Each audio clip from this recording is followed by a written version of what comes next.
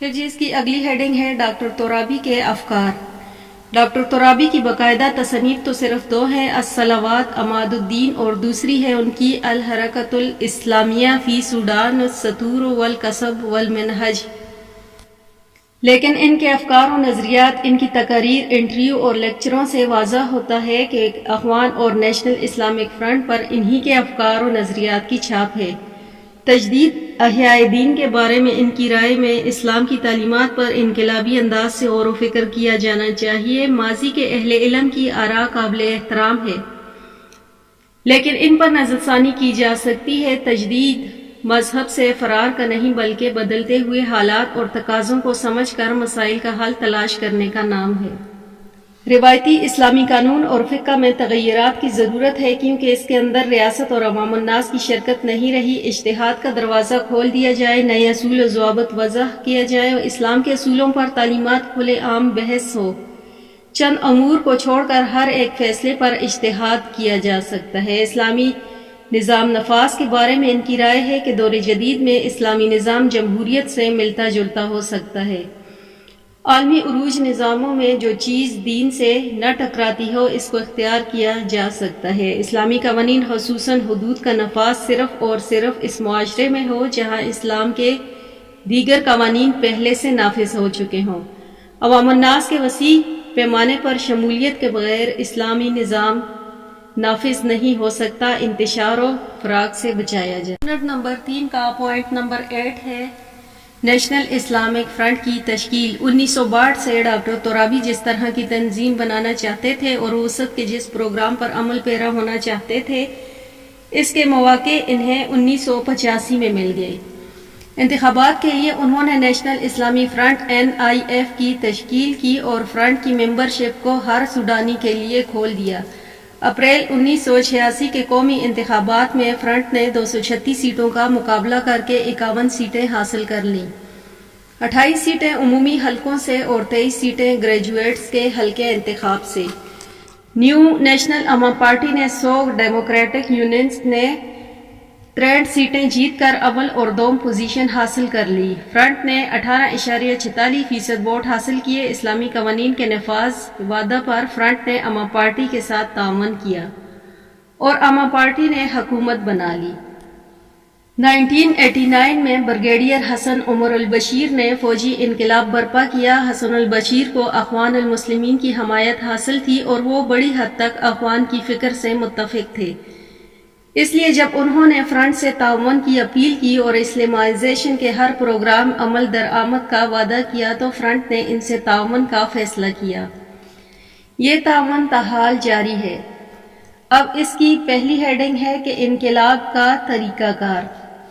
Doctor حسن ترابی نے national Islamic front کے ذریعے روایتی طریقہ کار میں کئی تبدیلیاں کی۔ انہوں نے تحریک کے اندر جمہوری طریقوں کو رواج دیا۔ فرنٹ کی ممبرشپ کو عام کر دیا گیا۔ تنظیمی فیصلوں کو وسیع پیمانے پر نشر و اشاعت کی جانے لگی۔ فیصلہ سازی کے لیے 2 ادارے قائم کیے گئے۔ سیاسی مسائل سے نمٹنا پولٹ بیورو کا کام تھا۔ ممبر سازی مالیات، تنظیم اور متعلقہ امور ایڈمنسٹریٹو بیورو کے حوالے کیے گئے۔ اجلاس عام، اجلاس شورا، مرکزی انتظامیہ اور سیکرٹری جنرل کے 4 ادارے تشکیل دیے گئے۔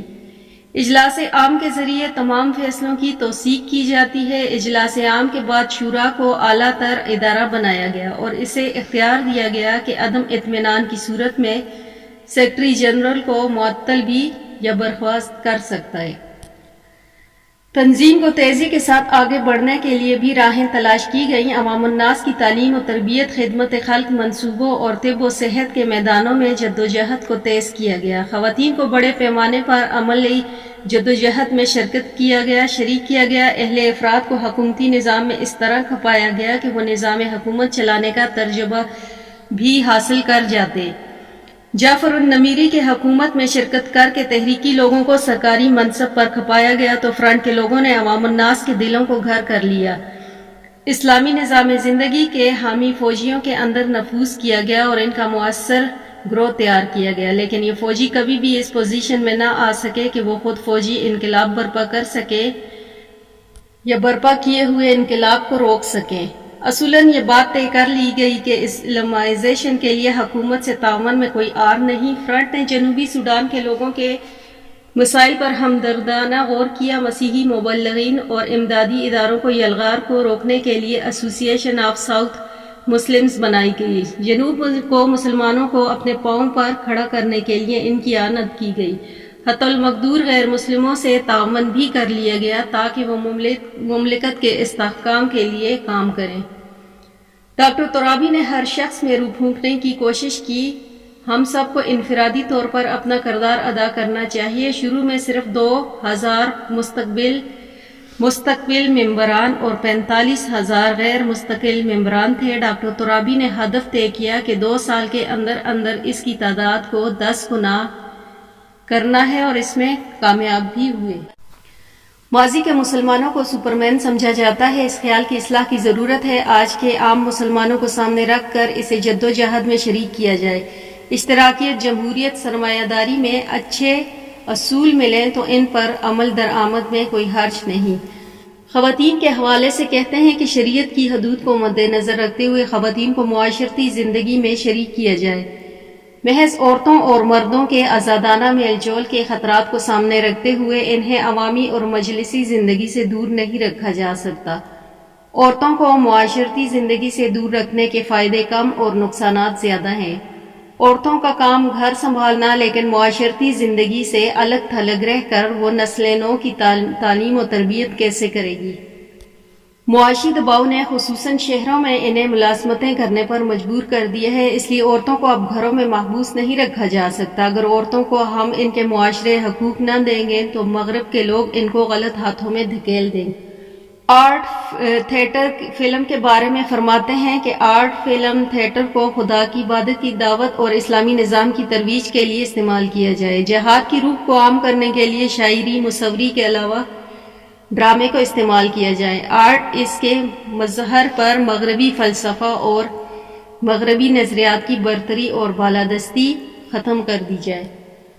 اب جی اس کی لاسٹ ہیڈنگ ہے انٹرنیشنل مسلم آرڈر۔ مسلمان ریاستیں دوسری ریاستوں کے ساتھ تعاون کریں۔